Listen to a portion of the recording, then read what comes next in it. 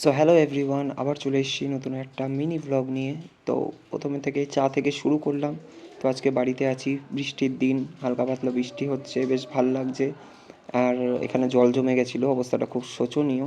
তো কী করব ভাবতে ভাবতে একটু ফুঁকে নিলাম, একটু নেশা করে নিই, কারণ এটা ছাড়া একটু প্রবলেম হয় সারাদিনটা চলতে।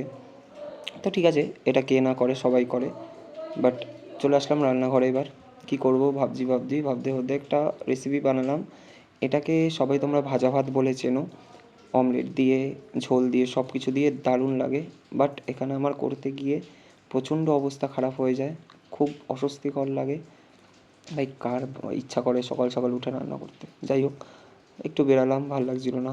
ভাবলাম যাই একটু ঘুরে আসি, বেরিয়ে আসি, বাইরের কীরকম বৃষ্টির পর ওয়েদারটা কীরকম।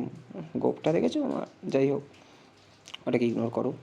সো তো এবার বেরোনোর পর দেখি কী করা যায়।